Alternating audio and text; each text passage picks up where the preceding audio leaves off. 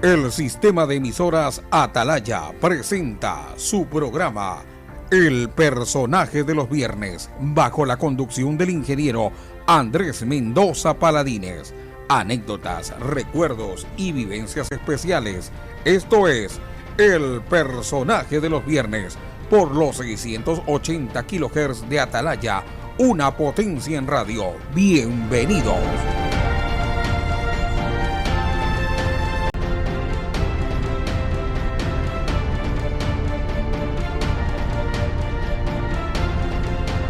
Hola, ¿cómo están, amigos del Personaje del Viernes? Qué gusto estar nuevamente con ustedes, y en este programa especial tendremos a otro invitado de primerísimo nivel, que además ha sido una figura realmente excluyente en lo que tiene que ver a la Fuerzas Armadas. Y cuando digo eso, excluyente, quiero decir extraordinaria, por si acaso. No quiero decir que la palabra como se la utiliza ahora en muchos términos, sobre todo en la vida política. No, esto quiere decir de lo destacado, porque el general Paco Rosendo Moncayo Gallegos es uno de los héroes genuinos que tiene el Ecuador, por su extraordinaria actuación previo, durante y después de la guerra del Cenepa.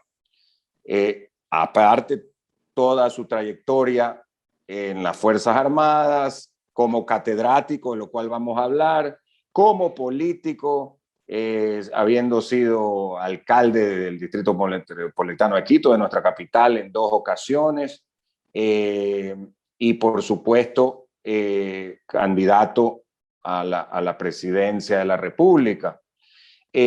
Antes que nada, general, un gusto de saludarlo, y me decía usted que está a full, porque eso le iba a preguntar a entrada, ¿a qué se está dedicando? Que está a full con la cátedra en estos días. Bueno, mire, la verdad es que una persona tiene que vivir con propósito y con proyecto. Si no, usted comienza a abandonar la vida sin haberse muerto.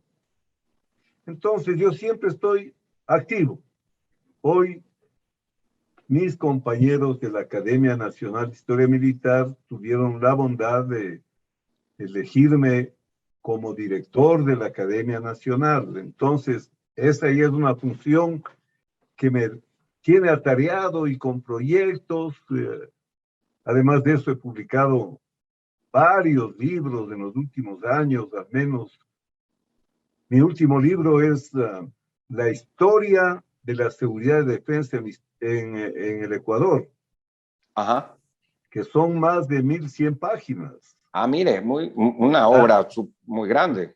5 siglos de historia de la seguridad y defensa, desde los pueblos aborígenes hasta la firma de la paz después del conflicto del Cenepa.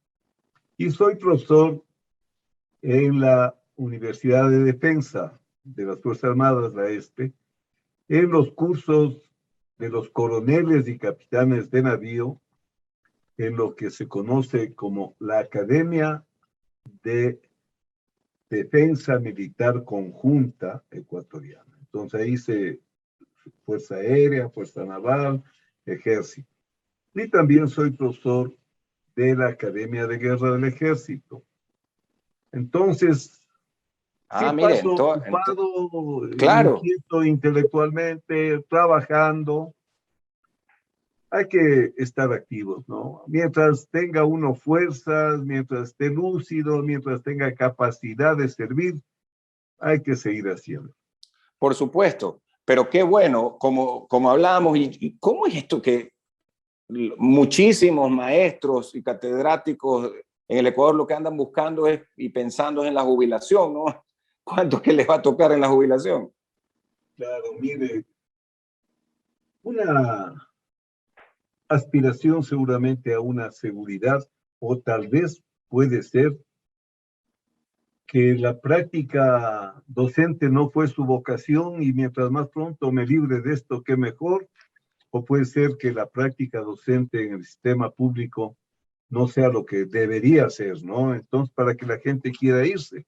Yo le digo que para mí la cátedra es una delicia, es una bendición estar con jóvenes mayores del ejército, con jóvenes capitanes de navío, coroneles, también retroalimentándome, rejuveneciéndome, actualizándome a la vez que Claro. es una decisión para mí de Dios el poder hacerlo, ¿no? Así es que no voy a dejar de trabajar mientras tenga fuerzas. ¿Y las clases son presenciales o las hace por Zoom, por virtual, digamos? Bueno, en todo el año 2020, Ajá. todas las clases fueron desde donde estoy sentado en el estudio de mi En casa. su estudio. Pero ahora ya en la Academia de Guerra ya estamos haciendo clases presenciales. Entonces, en este año, al menos 2020, tan doloroso para el país, tan complejo, Dolorosísimo. tan difícil, ¿cómo no va a ser un alivio para el corazón, para la inteligencia, haber podido dar cuántos cursos, cuántas conferencias nacionales, internacionales, gracias a Zoom y gracias a la tecnología, ¿no? Increíble, ¿no? Usted que en la parte militar siempre tienen que haber estado actualizándose en la tecnología, Sí. porque claro, me imagino que cuando usted empezó, de lo que veo en el año 58, por ejemplo, obviamente no había internet, pues no había GPS, nada de estas cosas. O sea, el mundo ha evolucionado tanto y ustedes se han tenido que actualizar todo el tiempo, ¿no? Sí, las Fuerzas Armadas han estado en la vanguardia de la tecnología siempre por los sistemas de armas, ¿no?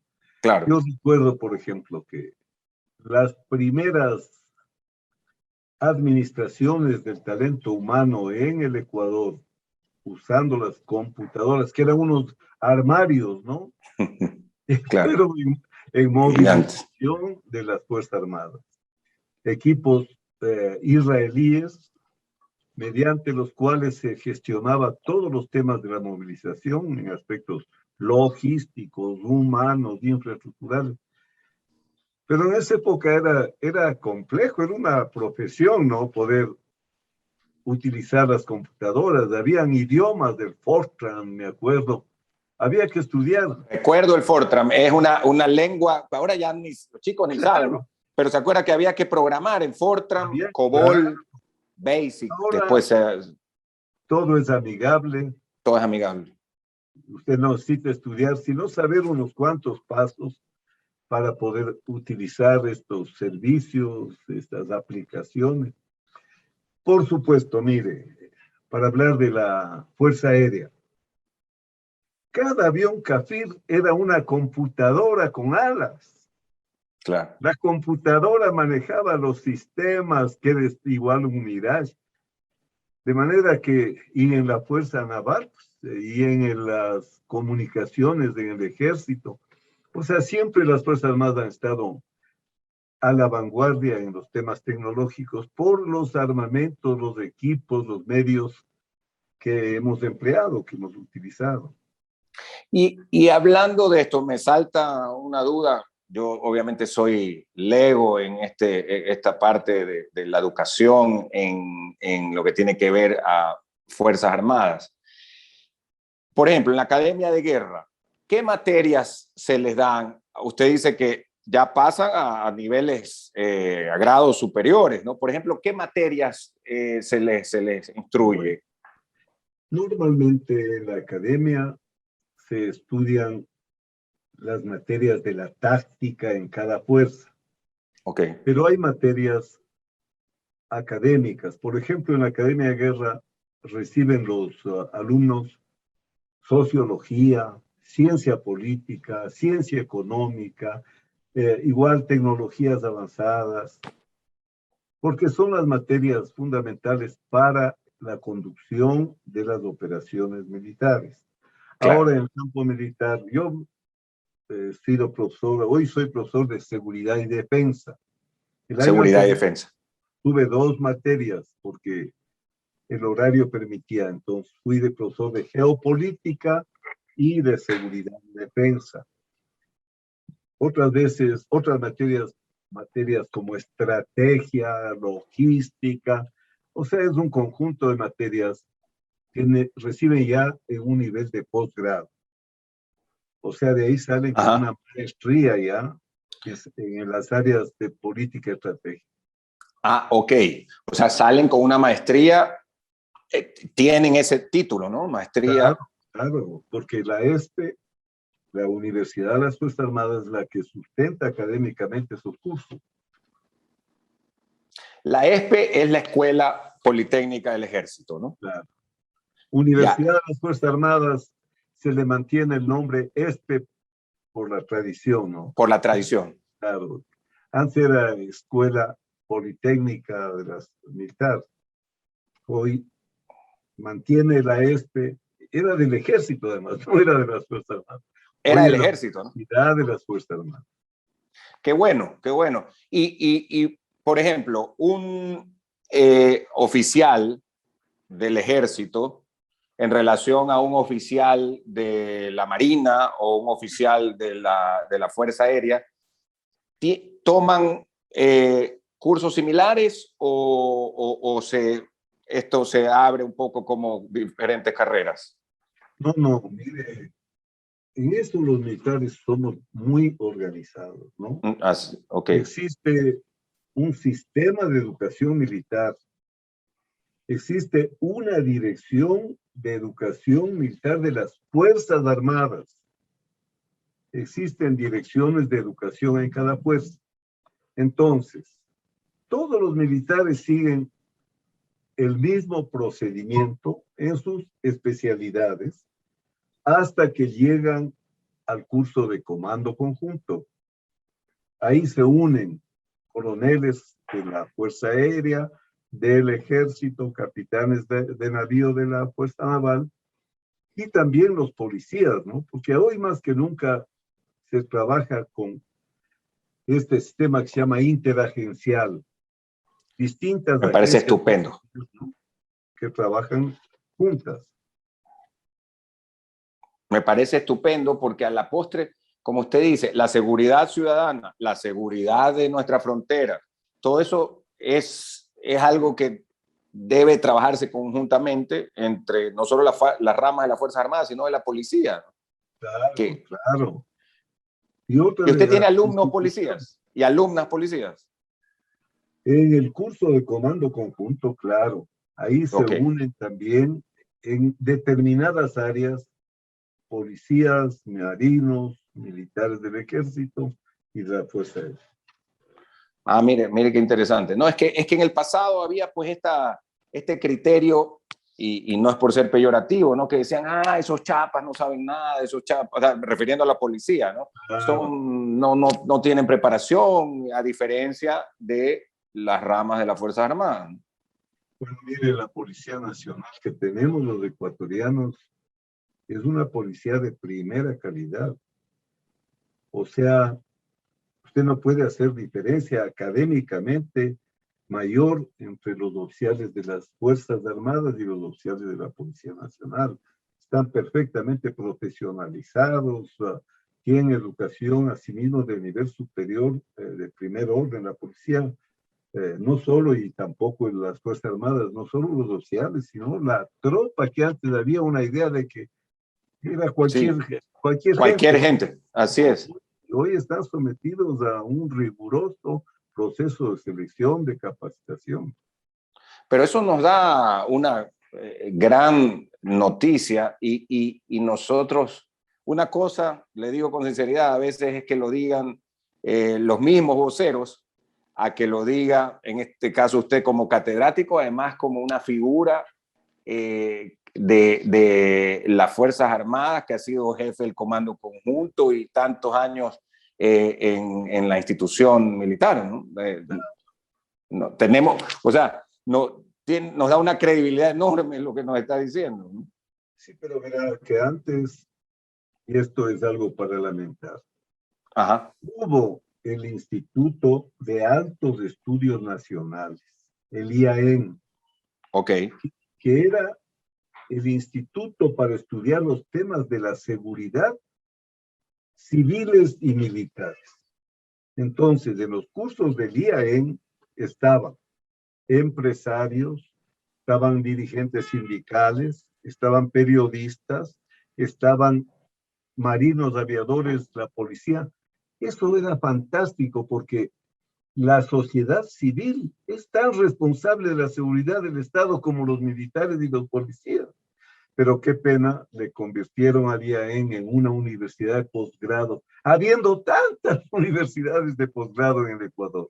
Y dejamos de tener la universidad de posgrado para los temas de seguridad. Además, eso permitía que conversemos civiles, militares. Yo me acuerdo en mi paso por Guayaquil, ¿no? Que le tengo en lo mejor de mi memoria.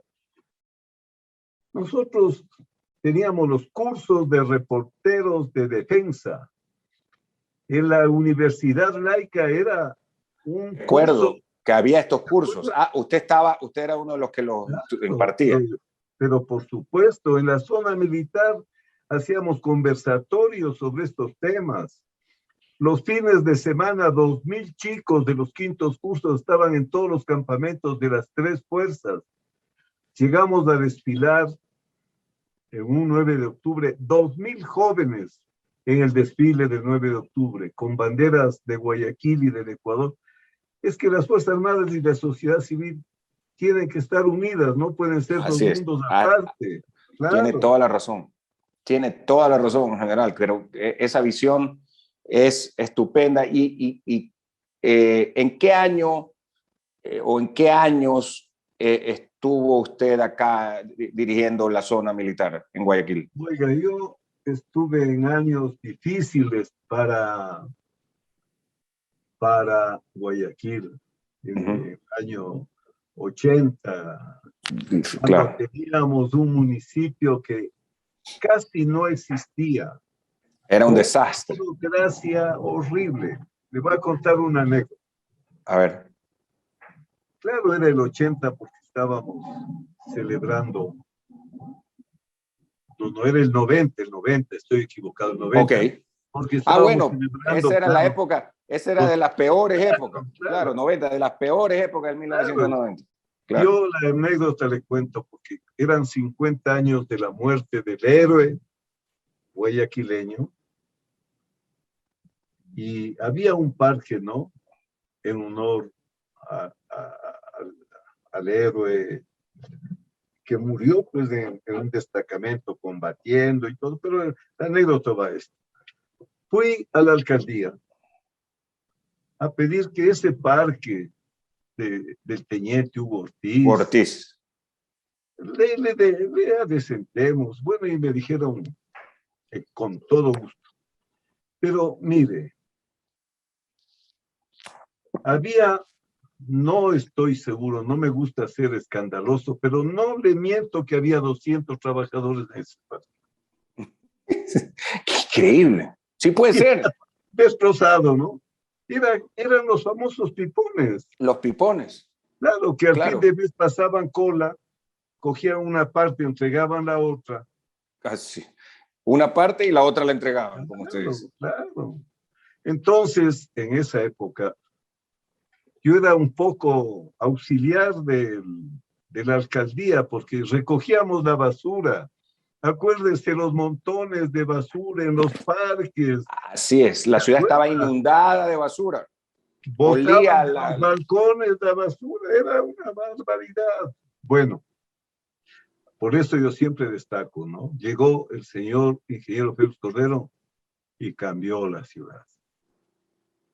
Antes usted comparaba Guayaquil con Quito y Quito era pues lo máximo. Otro mundo, sí, otro mundo.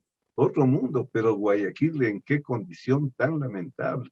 A partir de el señor Félix Cordero, la continuidad que ha existido también ha ayudado y vea usted cómo Guayaquil ha mejorado sustancialmente. Ahora ya es un destino turístico, una ciudad a Sí. la que da ganas de ir a pasearse, pero en esa época era triste. Sin embargo, en otras cosas trabajábamos muy bien. El ejército, yo me acuerdo, salíamos con el hospital de campaña a los barrios suburbanos a dar Ajá. atención, hacíamos programas de forestación, esta especie de construcción estudiantil Les que daban, hacíamos les todos los daban. sábados. Era muy bonita la relación esta y nos sirvió mucho, ¿verdad? Porque en el 95 Ajá. ya Para no el solo CENEP, para la ganamos guerra del la CENEPA. guerra, no ganamos solo la guerra militar, sino también la informativa, porque teníamos los periodistas, vivían, hacían cursos sobre seguridad, sobre defensa, conocían los cuarteles, sabían cómo era. Y claro, cuando tenían que informar el 95, lo que no pasó el 81, que todo el mundo creía que hemos sido nosotros los agresores. No, Sí, ya el claro. 95 ganamos la batalla informativa ampliamente también. Vea cómo es, hay que sembrar para cosechar, nada viene de gratis en la vida.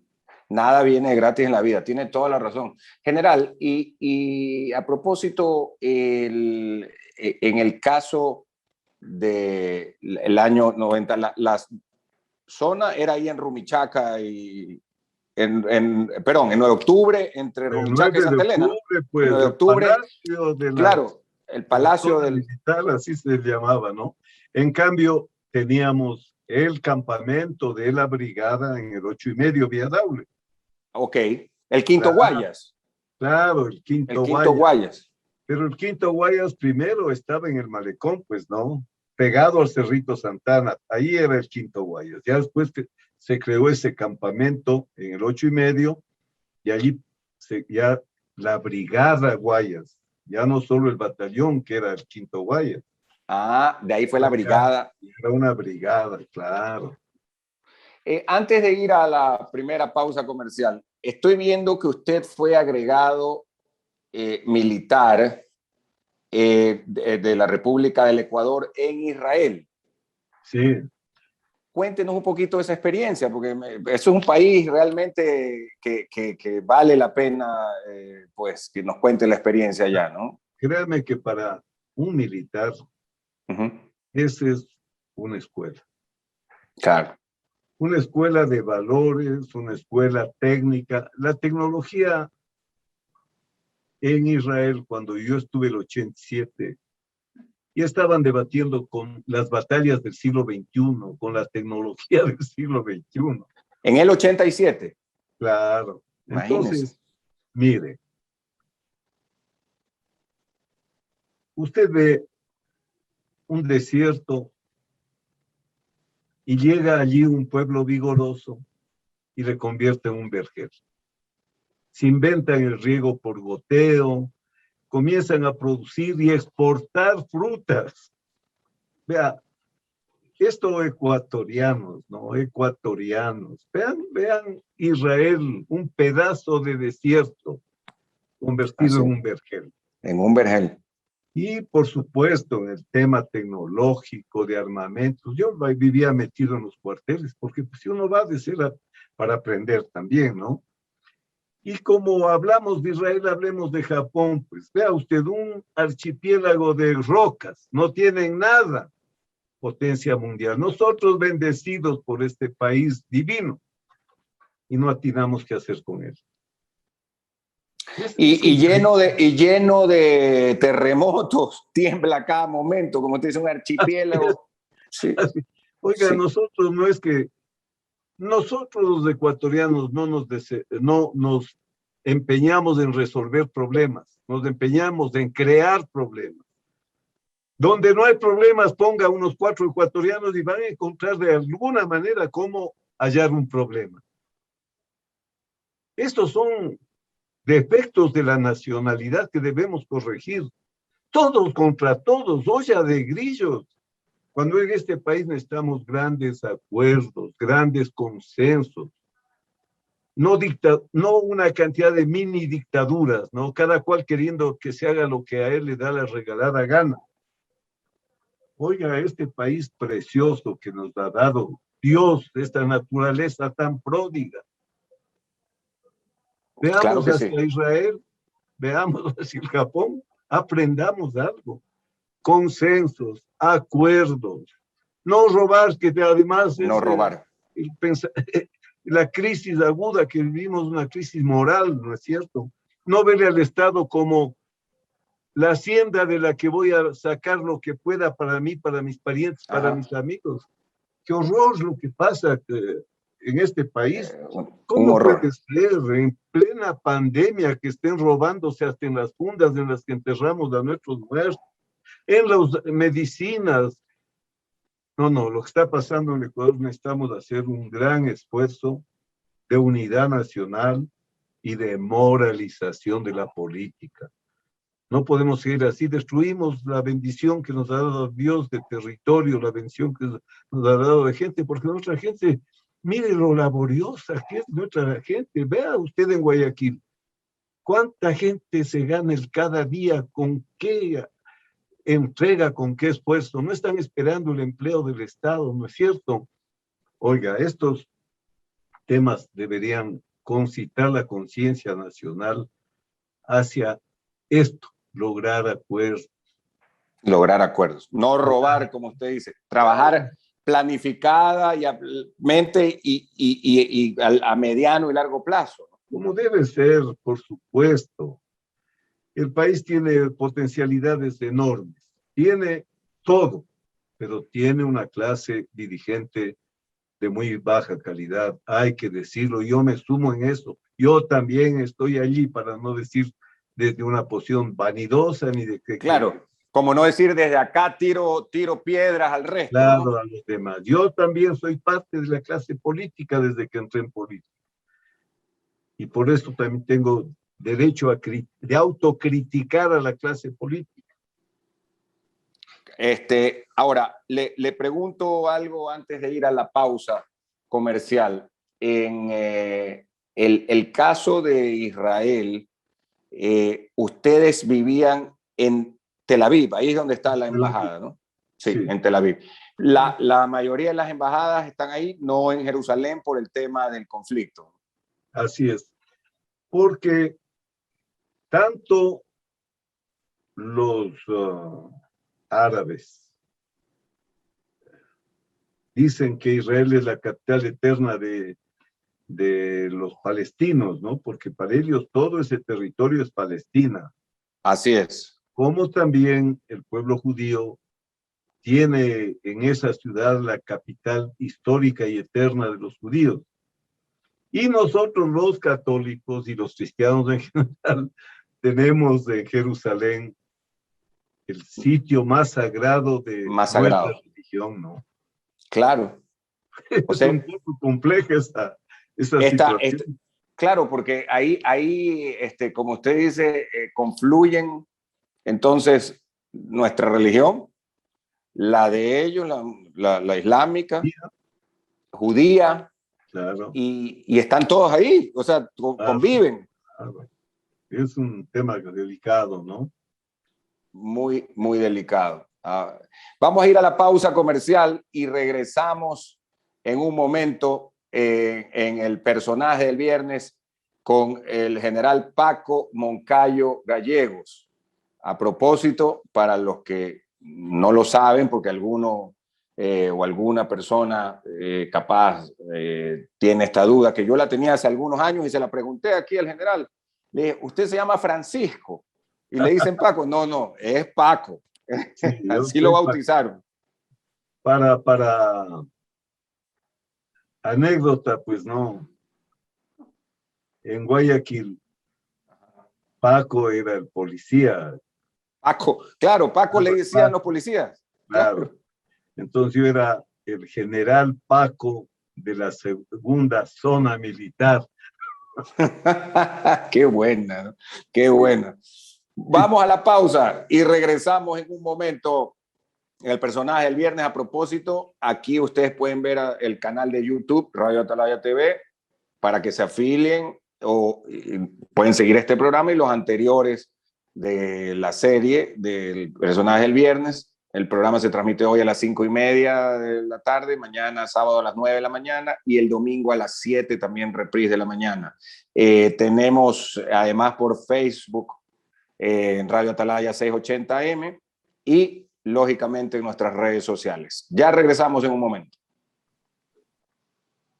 Muy bien, continuamos con el personaje del viernes. Realmente por la trayectoria en Fuerzas Armadas, en la parte académica y como catedrático, como también político y por supuesto con su colaboración siempre a la sociedad civil, pudiéramos tener no uno, sino dos programas, por lo menos con el general Paco Moncayo, que hablando de esto, el próximo 8 de octubre cumplirá 81 años, general, ¿no? Claro. Y como decimos aquí en Guayaquil, está papelito. Está papelito. Eso es vivir con Sí, propósito. es vivir con propósito. Estar ocupado. Y algo que es fundamental, hacer ejercicio físico. Yo a esta edad mía hago 3 veces a la semana en el gimnasio, 1h30. Así, ¿no? Claro, y tengo mi bicicleta para los ciclopaseos. Y sale a hacer los ciclopaseos. Claro, es que es muy importante ejercitarle al cuerpo, no dejarle que se maltrate solito. Hay que No, crear tiene esa toda la razón. cultura en los jóvenes, ¿no?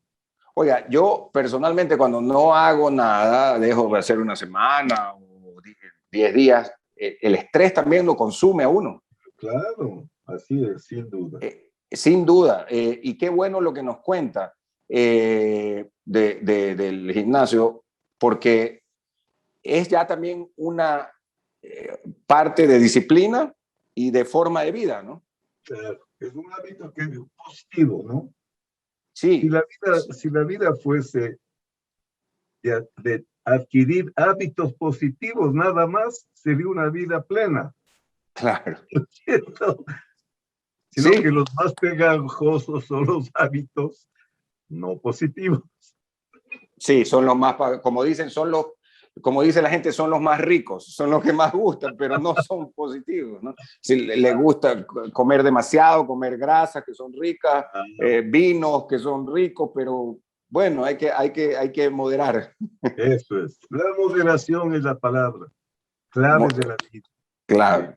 General, usted se preparó, como nos ha dicho, durante muchos años en la parte militar y le toca un momento culminante en la historia del Ecuador.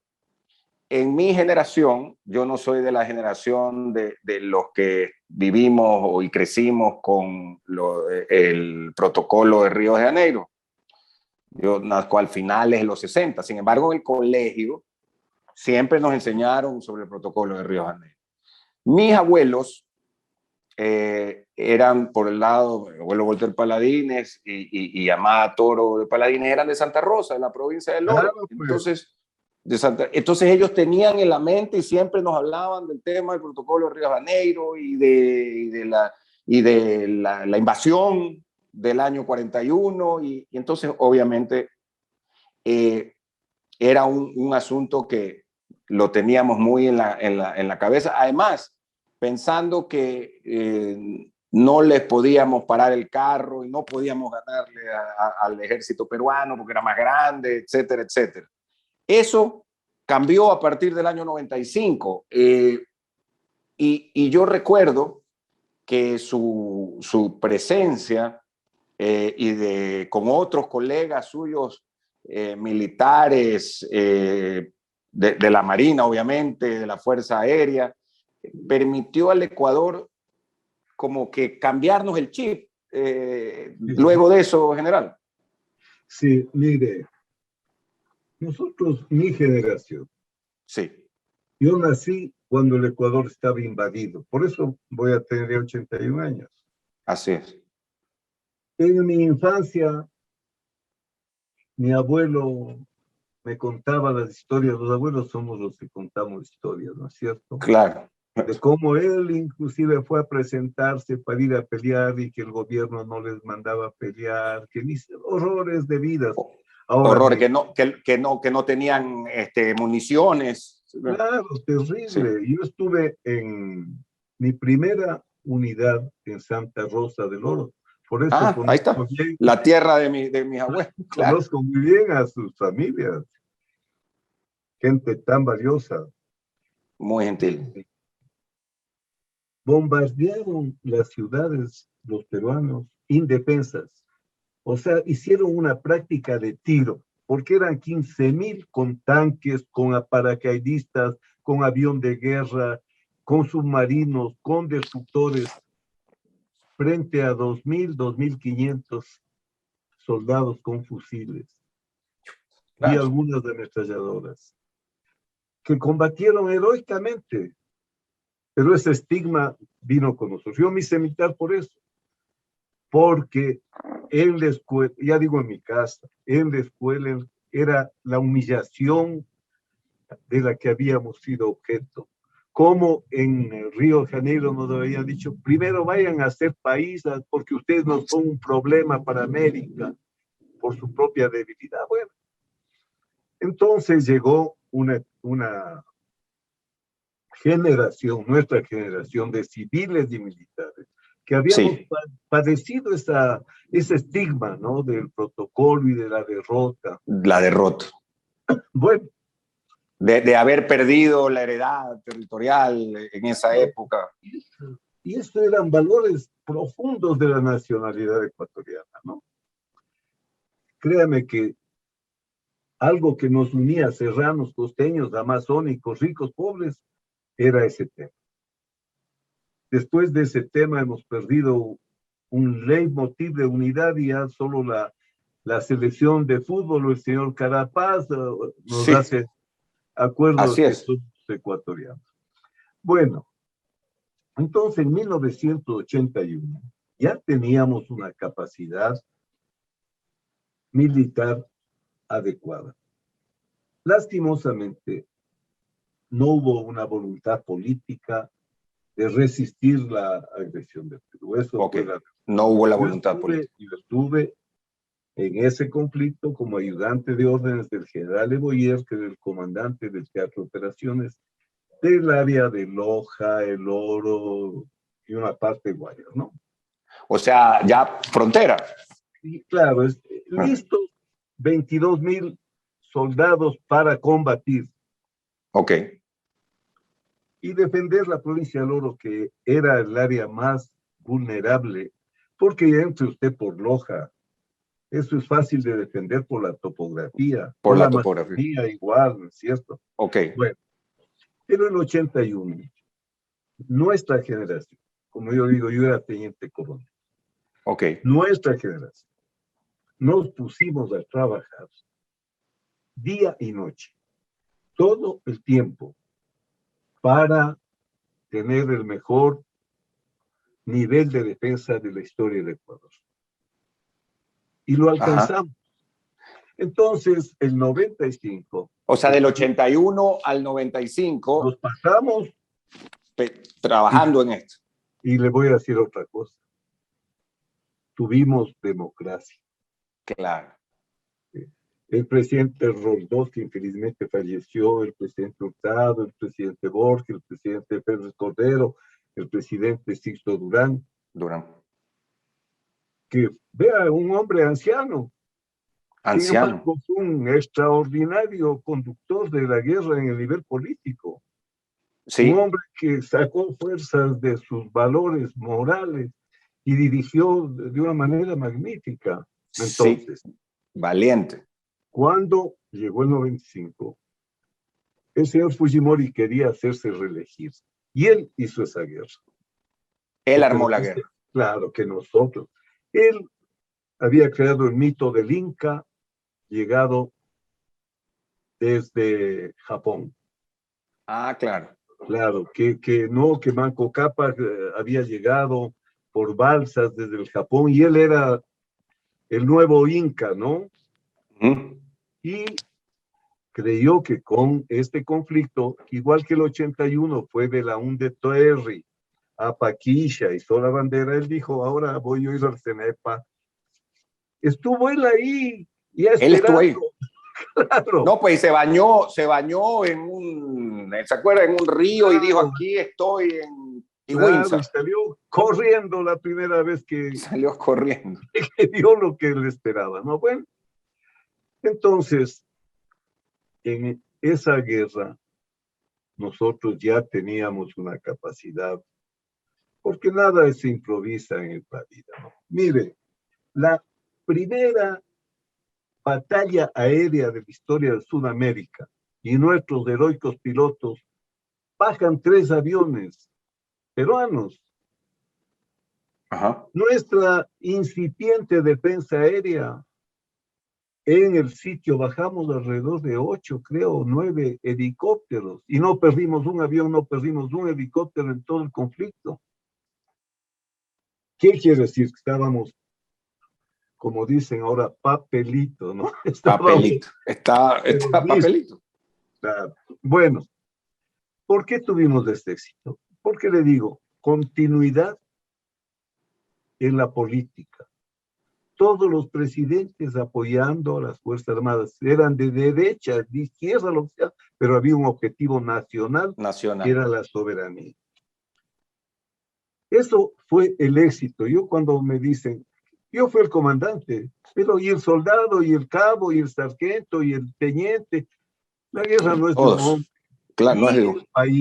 el país, un gran señor como fue Sisto Durán, un excelente canciller que tuvimos en esa época, Leoro Franco, Leoro Franco. un excelente ministro de Defensa que tuvimos, el general José Gallardo. El general José Gallardo.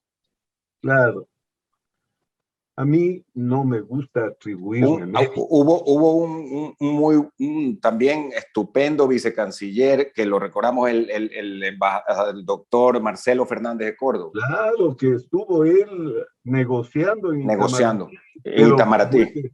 como él decía siempre, no, yo podía negociar porque tenía fuerza detrás mío. Eso le iba a decir, claro. Porque claro. el 41, ¿qué podía hacer Julio Tobar Donoso? Si ya no había ejército, estábamos invadidos. Estábamos invadidos. Entonces, enseñanza. Cuando el Ecuador se propone algo, tiene acuerdos fundamentales en algo, puede conquistar lo que sea.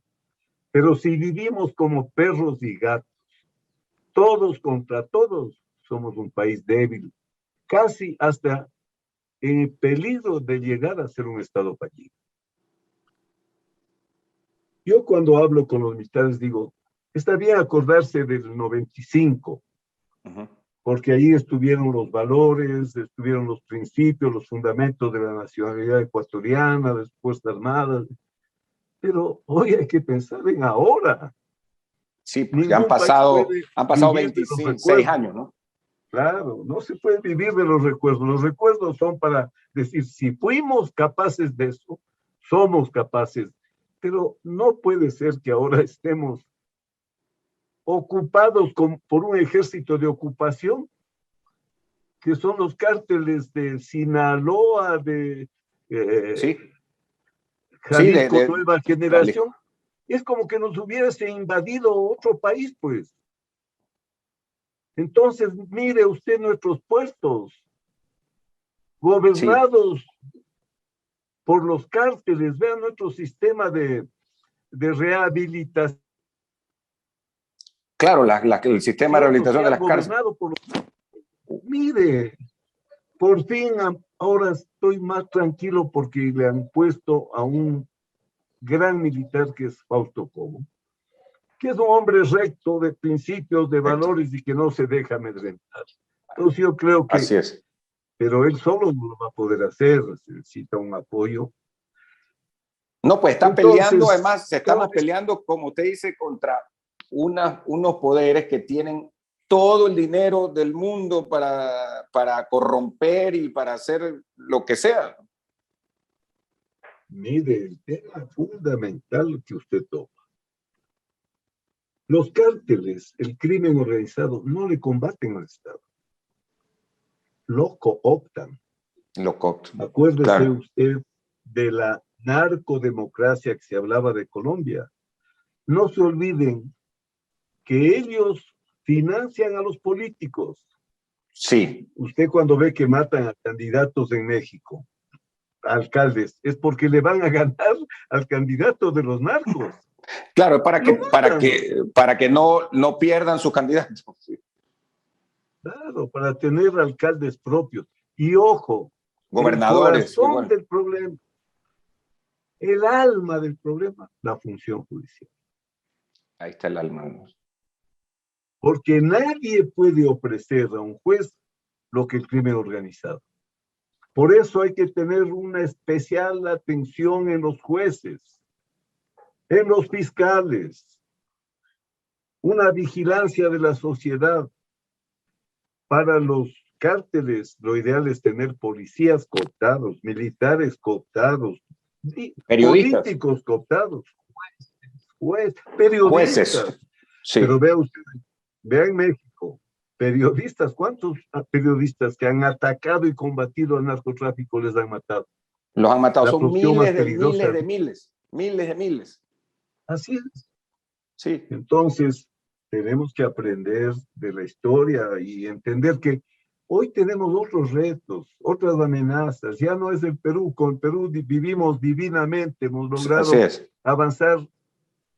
Es otro mundo, progresamos juntos, las fronteras son de abrazos y no de quiños. Eso es lo ya no son de quiños. Y aquí adentro estamos invadidos. Pero mira el caso de los radares. El otro día los radares, que no quieren dejar poner radares aéreos en Montecristi. Ahora usted debe saber que la mitad de la droga que se produce en Colombia sale por nuestras playas hacia Centroamérica, hacia buques más grandes, madres que les reciben la droga para llevar la droga.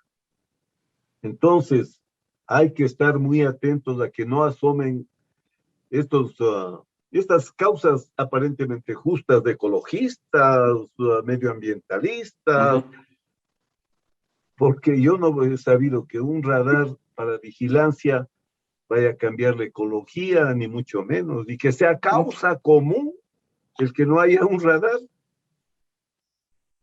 Tenemos que volvernos a poner de acuerdo los ecuatorianos, vivir sanamente, pues, ¿no?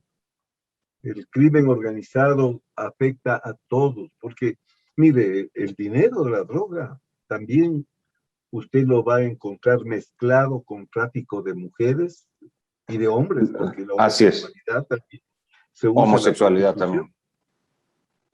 Va a encontrar tráfico de órganos, niños que les roban para sacarles los órganos, los matan, sacan los órganos para trasplantes.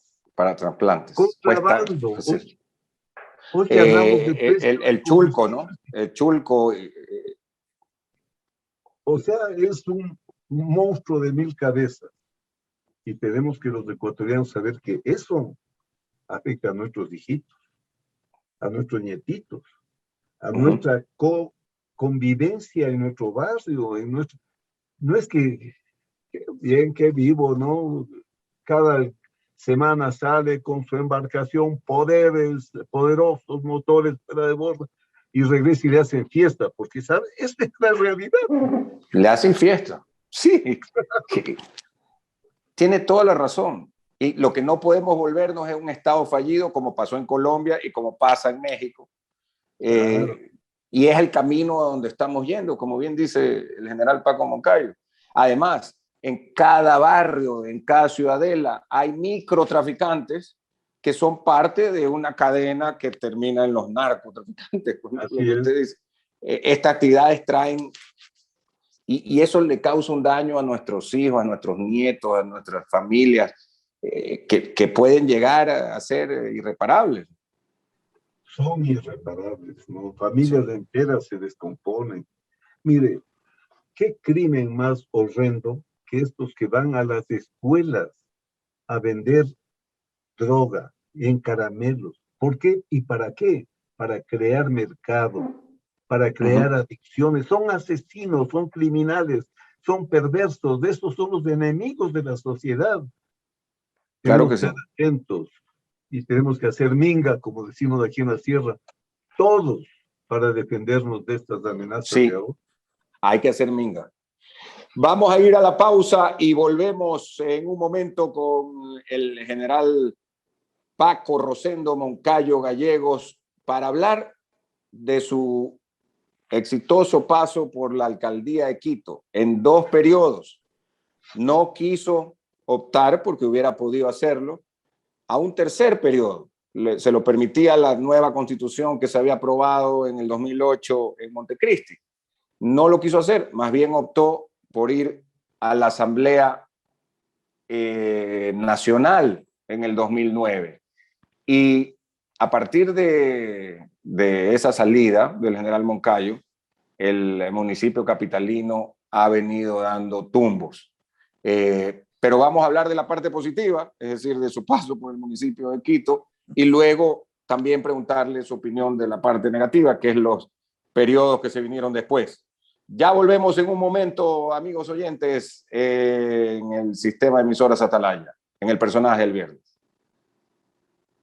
Ahora sí, volvemos con la parte culminante del personaje del viernes, con el general Paco Moncayo, héroe del CENEPA. General, ¿cómo fue su decisión de entrar en la parte política? ¿Qué le dijeron en su familia?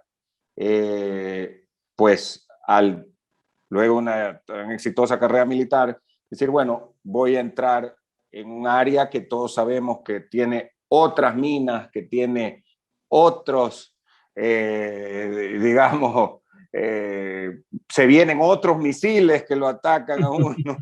¿Qué le dijeron?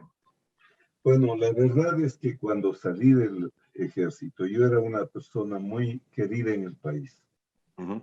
Así En es. Guayaquil yo creo que el trato que recibí en esa ciudad no he recibido ni en mi propia ciudad, porque trabajábamos con las gentes, igual en la provincia del Oro, igual en Cuenca.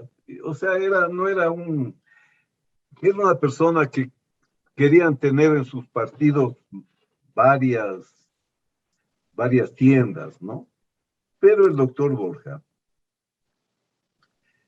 me invitó para que presida las listas como diputado nacional. Ok, de la izquierda democrática. De la izquierda democrática. Entonces, en mi casa duelo. Claro, Lloró ya me mi imagino. mamá, lloró mi mujer. Yo me acuerdo que esto es como una anécdota, ¿no? Entonces decía, pero ya estoy en la plenitud de mis capacidades. ¿Qué quieren? Les decía, ¿no? Que esté esperando cada aniversario de la batalla del CENEPA para ir a desfilar por... Tengo la vida por delante. Bueno, pero fue... Y no les faltó razón. Duelo. Faltó razón. Porque No le faltó razón. No hay que pena. Yo le he visto a mi madre llorar por el maltrato que he recibido en las campañas electorales. Porque no dicen, de pronto, oiga, en la campaña para la primera alcaldía, en las paredes de Quito, chatarrero del CENEPA, te robaste la plata de los fusiles. Oiga, qué bárbaro, ¿no? Qué bárbaro. Y ahora en la última campaña que he repartido el aeropuerto entre mis hermanos, oiga, qué infame. A mí no me gusta darme de mártir ni de... Pero yo vivo en mi casa en Conocoto, que me hice de capitán, y vivo de mi pensión. No tengo ningún negocio, no tengo un real. Y claro, y eso se deja ver, porque como usted dice, ahí está su forma de vida, la austeridad con que vive, mis hijos, sus hijos, así es.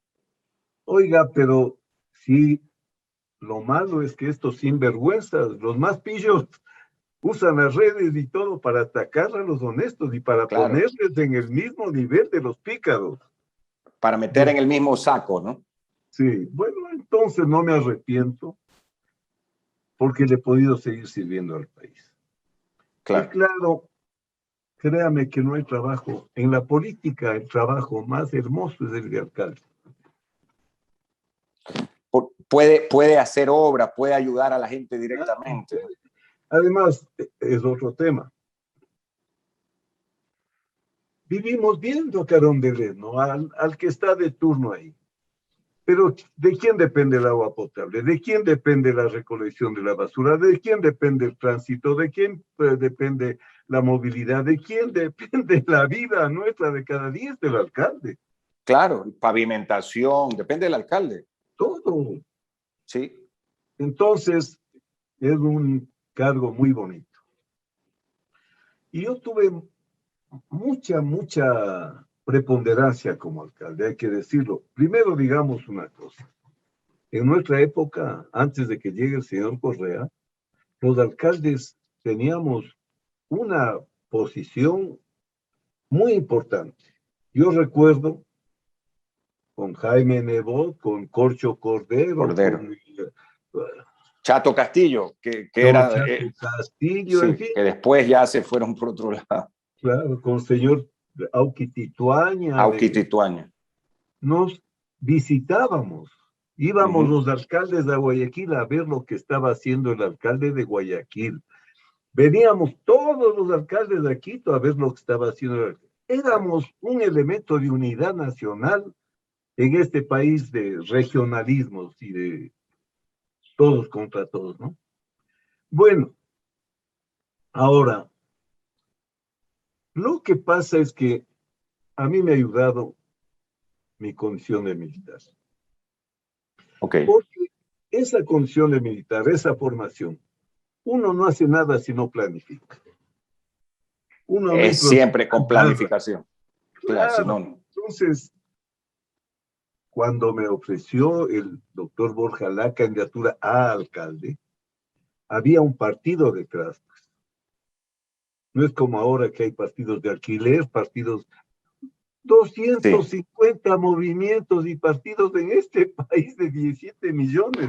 La primera potencia del mundo, dos Un partidos. récord mundial aquí de partidos. Como usted dice, la primera potencia, dos partidos. Entonces, cuando fui alcalde, también fui honrado por los alcaldes del mundo con la copresidencia mundial de las ciudades.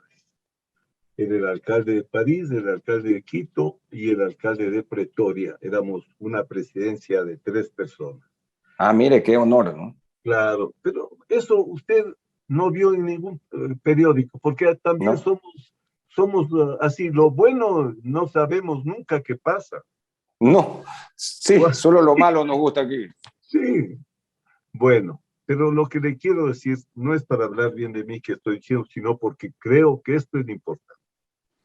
Hicimos un estudio en el mundo de dónde estaban los alcaldes exitosos y qué tenían de común los alcaldes exitosos. Y le voy a decir, todos los alcaldes exitosos planificaban estratégicamente.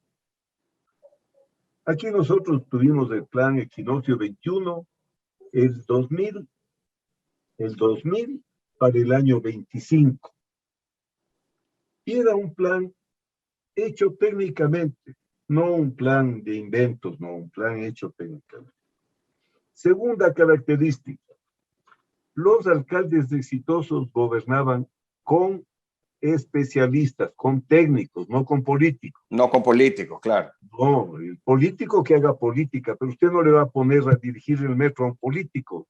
Ahí Así vea es. lo que sucede, ¿no es Así es. cierto? Ahí está lo que sucede. O a obras públicas no puede dirigir un político. Claro. Tercer eje, que todos los exitosos, participación público-privada. Ok. El Estado es pésimo administrador y Pésimo. es el que más abre las puertas al robo y a la corrupción. Así es. Así es. Vea la empresa estatal de petróleos, vea la cantidad de latrocinios, ¿no? En cambio, la participación público-privada que nosotros aplicamos en esa época los alcaldes, creamos las corporaciones. Ujú. Las corporaciones en Guayaquil tenían una tónica, las nuestras en Quito, pero ¿qué pasa cuando usted tiene una corporación? Que los ciudadanos y los políticos trabajan juntos. Voy a poner un ejemplo. Aquí vinieron los gerentes del turismo de Quito a visitarme como alcalde. Señor alcalde, ¿cómo es posible que en una ciudad turística no haya una secretaría, una dirección de turismo? Yo les digo, no. ¿Quieren matar el turismo? Mañana tienen una dirección burocrática, Sí. igual que el Claro, ministerio. igual que el ministerio, mata todo. Creamos la Corporación Metropolitana de Turismo, Quito Turismo, y le pusimos quinto destino en el mundo a Quito. ¿Por qué? Porque todos los empresarios del turismo y el municipio trabajábamos juntos. El rato que hacíamos una dirección, ¿para qué? Para que los empresarios tengan que meter el trámite pagando coimas seguramente, que el trámite pase de A B, a C, a D, hasta eso ya no llegan los turistas. Ya se acabó el turismo. Esto fue muy importante. Y la cuarta, no robaban. Los alcaldes exitosos ni robaban ni dejaban robar. Esa es Las la dos receta. cosas. Esa es la receta. Planificar, gobernar con técnicos, concitar la participación público-privada y tener, nosotros creamos Quito Honesto. Recuerdo, claro, el claro, Quito Honesto. una comisión cívica para que nos controle. Y cuando comenzó a trabajar con el periodista Simón Espinosa, ¿quién no le conoce? Por supuesto, pues un referente del periodismo Él era y de las letras. Claro, el que dirigía Quito Honesto. Yo le dije, doctor, el primer vigilado tengo ser yo, mi familia. Porque se pudre la cabeza, se pudre todo. Dice, así tiene que ser, pues. Así es, eso es verdad. Ahora, vea. Como el proverbio chino que dice que el pescado se pudre desde la cabeza. Claro, claro. Entonces, vea el Quito que yo les dejé y en tan poco tiempo vea cómo está la ciudad. No es justo. ¿Y quién paga por esto? La ciudadanía. Oiga, paga la ciudadanía. Y los más pobres, sobre todo, los más pobres, porque los ricos ven cómo hacen, pero los más pobres, que son la mayoría. Claro, mire, hicimos con la Embajada del Canadá, con el gobierno del Canadá, la concesión del aeropuerto. Vea, recién salió el mejor aeropuerto de Sudamérica, el aeropuerto de Quito. Vea el metro, 2.000 millones de dólares enterrados. Sí, y no funciona. Como es plata del Estado, es plata de nadie, pues a nadie le importa. Vea, al empresario le importa porque está jugando su patrimonio, el patrimonio de sus hijos. En cambio, el burócrata o el político no les importa nada. Nada. Lo que importa es qué pueden sacar y no importa lo demás. Entonces, general, quería detenerme en un caso, porque yo estuve acá 13 años en la empresa de agua potable de Guayaquil, desde el 2008, y la empresa municipal de agua de Quito, que usted se refiere, era también un referente regional. Claro. Y ahora se convirtió en que transferían dinero para llevársela del gerente con la tesorera.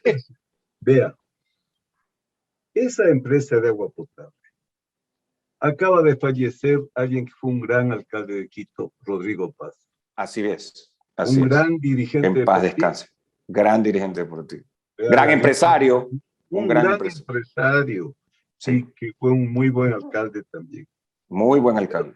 Pero esa empresa de agua potable tenía vino después Maguad, vino Roque Sevilla, vino Paco Moncayo, cada uno lo íbamos fortaleciendo hasta que llegó el socialismo del siglo XX. El Estado hace todo, el Estado es el Estado, ¿no? Y El después Estado. llegaron los ineptos más grandes y hacer botín de la empresa. ¿Por qué yo digo, y esto es bueno que se... Estábamos hablando del parque teniente Hugo Ortiz, que habían Sí, acá 300 que de cogían el Guayaquil. sueldo cada mes o cada quincena, pero no trabajaban, estos eran los pipones. Los Hoy pipones. también hay un piponazgo. En La Quito. gente dice, claro, la empresa municipal de obras públicas, que yo dejé, hoy tiene el doble de trabajadores y la mitad de equipo. Increíble. El ¿Cómo? doble de trabajadores Sí, de cuando usted salió. claro. Mire, yo dejé con 5.500 que eran de la nómina del municipio. Ajá. 70% era gasto de inversión, 30% gasto corriente. Ahora todos al revés. Hoy, 30 es de inversión ahora. no, ahora ya casi no hay. ¿Por qué? No hay. Porque además es increíble cómo han administrado este municipio. Imagínense que 40% del presupuesto se va al metro, Sí. 40% a sueldos, queda 20% para invertir en obra pública, en servicios. No, pues no puede, así no puede funcionar Así no. ninguna ciudad y menos aún la capital de la República. Claro. ¿Y quién 3 paga? millones de habitantes. Dígame usted si una empresa es la que hace el metro. Pues esos accionistas de la empresa están encima del gerente, ¿no? Se Por daría el supuesto. lujo una empresa privada de tener 2.000 millones de dólares enterrados. Nunca. ¿Y quién le paga a Quito el lucro cesante? O al Ecuador, pues porque Al somos Ecuador. un país. ¿Quién Claro, le es un paga el préstamo. lucro cesante de tener 2.000 millones de dólares ahí enterrados? Y que no pueden hacer funcionar. Ahora, del el clientelismo, populismo e ineficiencia del socialismo del siglo XXI, vino también una alcaldía mala del señor Rodas, pero luego ya llegó, pues lo último ha sido algo que no se ha visto, o sea, nunca ha habido un alcalde destituido en Quito, cosa que aquí sí hubo en Guayaquil, como usted decía, en los 80, claro, y que llegamos pues a topar fondo, ¿no? Nunca había habido, pero esto de aferrarse y de no quererse ir es una cosa demencial, ¿no? Y con unas tristes justificaciones. Mire, hace un año, aquí en Quito, Jorge Yunda era el mejor político en todas las encuestas. Sí, pues así decían que podía ser Entonces, presidente. claro, era presidencial. O sea, no es como él dice ahora, que porque es humilde, porque es apellido humilde, porque es chamingo y porque los de ojos verdes no le quieren. No, no, es el mismo señor Yunda que aquí le aplaudíamos todos. A mí me preguntaban el señor Yunda y yo daba mis mejores conceptos, porque a un exalcalde es una felicidad que haga bien las cosas del alcalde que viene después, ¿no es Por cierto? supuesto, Porque claro. uno no quiere graduarse del mejor alcalde de la historia, pues. No, Mientras sino más bien, mejores sean inclusive los próximos, qué alegría, que le claro, que superen a mantengan la uno. vara o suban la vara, ¿no? Pero claro, entonces ahora vienen con pretexto de que porque es Cholito, porque es Yunda, porque es... No. Increíble. El mismo señor Yunda ahora le piden la remoción. ¿Por qué? Porque compra pruebas falsas. No eran las pruebas CPR. Por esas pruebas que compran, pasa, ¿se acuerda cómo estaba Guayaquil y cómo estaba Quito? Y se reinvierte y Quito se vuelve la ciudad más contagiada. Más contagiada. Pero claro, la gente entiende que si usted le hacen la prueba, le dicen no está contagiado, va a la casa feliz, abraza a los hijos, total como la prueba no era confiable, va y contagia a su familia, va a contagiar a su... Eso fue el primer elemento, y después que asoma, por supuesto, que eran contratos de dudosa transparencia. Pero después de eso asoma lo de la empresa de agua potable. Se han sacado $1,500,000 a un banco en Corea. Eso es, uno no puede creer, ¿no? Porque el que ha estado en la función pública sabe que eso, para poder hacer eso, tiene que haber una colusión y una cosa bárbara. Después de eso, la Contraloría hace un informe que los contratos de la empresa de obras públicas están hechos a través de terceros para que vayan a un pana del señor Yunda. Ah, sí, claro. Hacen una tercerización, una triangulación. Y finalmente salen esos chats del hijo, que vimos todos horrorizados, pues, ¿no? De que el señor hijo daba nombramientos, daba contratos, recibía comisiones. Entonces no es por Cholito, no es por Yamingo, no es que la gente de la sociedad civil pidió que la remoción. Eso es algo que apena, que entristece y que duele. Por supuesto, Quito no se merece esto. Y ojo, vea a los jueces. Vea cómo le protegen. Cómo actúan, ¿no? Señor. Sí. Claro, un buen abogado acude a todas las estrategias, ¿no es cierto? Pero no pues de estrategias como que el sorteo resulta que no es un sorteo transparente, que va a parar el pedido del alcalde a una jueza de la familia y de la niñez por un sorteo que no se sabe cómo se hizo. Y cuando le preguntan al señor alcalde dónde dejó él el pedido de protección, dice, no me acuerdo. Entonces, por eso es que el señor Yunda está como en la posición que está. No es porque sea Cholito, ni... Ahora hay que salir de esto. Igual que pasó con Guayaquil. Igual que salud con Guayaquil. Los quiteños ahora nos sirva esto para que nunca jamás vuelva a pasar. A Guayaquil también le pasó. Tuvo que topar fondo. De ahí con claro la rigorosa personalidad del señor Febres Cordero, del señor ingeniero Febres Cordero. Comenzó este proceso de recuperación que aún perdura y que quizás perdure para siempre, ¿no es cierto? Porque sí, ojalá. Para una todos ciudad. Queremos. Es que, como usted dice, general, lo que se construye, como en su caso, en 8 años, acá que han sido 27, 28 años desde León Febres Cordero, Jaime Nebot, ahora, se puede destruir en muy poco tiempo.